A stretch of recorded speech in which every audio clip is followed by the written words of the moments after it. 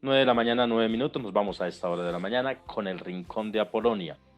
En un país donde la infamia pretende imponer el negacionismo como política cultural, hablemos de las niñas de la guerra. Nos acompaña Sonia Liliana Vivas Piñeros, nuestra compañera del Colegio Sede Rural Torca. Es sábado y estamos en el Rincón de Apolonia, territorios de mujeres en perspectiva. Cuando llevamos poco más de 2 años de la nefasta seguridad democrática en su versión 2.0, donde se impone el negacionismo como política cultural para dejar de hablar de desplazamiento, conflicto armado, masacres, entre tantas otras tragedias, tenemos el compromiso histórico de impedir que dicha política cultural se imponga. Por ello, en nuestro programa de hoy hablaremos de la guerra, de esa que sí existe, que hemos padecido por décadas de manera directa e indirecta tantas personas, de esas que dijimos sí a la paz, en un país donde mayoritariamente se votó por la guerra.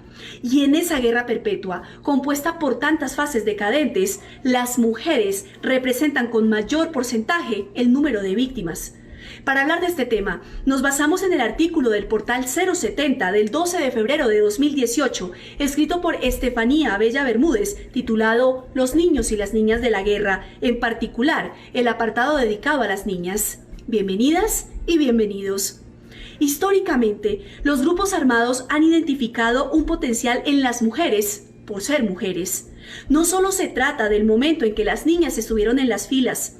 El papel de las niñas en los grupos armados hay que estudiarlo y analizarlo antes, durante y después del reclutamiento. Desde antes de reclutarlas activamente en sus filas, los grupos armados las utilizan como informantes porque por ser mujeres generan menos desconfianza, además de hacerlas víctimas de explotación sexual.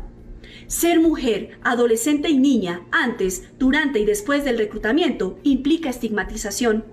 Muchas tuvieron que utilizar métodos de planificación forzada, pero no todas fueron abusadas sexualmente en las filas.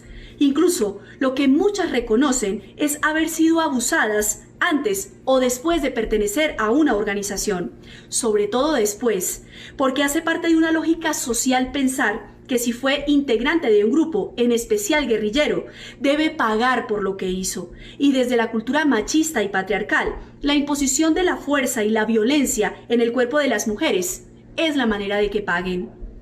Que los niños, niñas y adolescentes ingresen a las filas de los grupos armados es llegar a la cúspide de la violencia.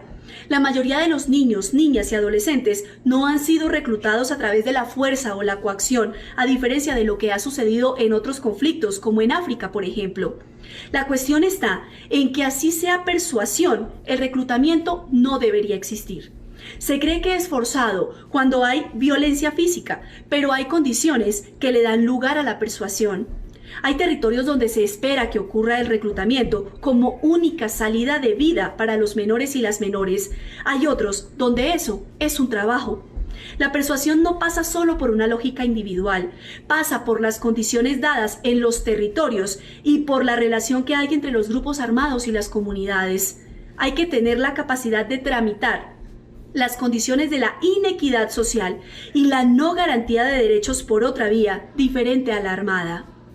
Y esto es en el caso de quienes están con vida. No se han cuantificado cuántos niños y niñas están enterrados o enterradas por haber muerto mientras estaban en esas organizaciones. No se sabe cuántas niñas, niños no pudieron ir al colegio, precisamente porque esos grupos armados se los impidieron. No sabemos la cifra de cuántas y cuántos han muerto por resistir al reclutamiento o por salir de las filas de esos grupos. El reclutamiento para esa gente que quiere negarlo todo, cambiando el sentido de la realidad, no solo es lo que pasa dentro de las filas, es también lo que pasa antes y después. ¿Cuánto tiempo más la niñez tendrá que seguir viviendo esta violencia? ¿Hasta cuándo? Si a nosotras y nosotros no nos moviliza lo que pasa con la niñez, esa que es asesinada en los cañaduzales, con la juventud que estando en fiesta es asesinada impunemente, con la historia del peso machista sobre el cuerpo de las mujeres para marcar el horror de la guerra, entonces, ¿qué nos moviliza? Soy Sonia Liliana Vivas Piñeros y este, el Rincón de Apolonia.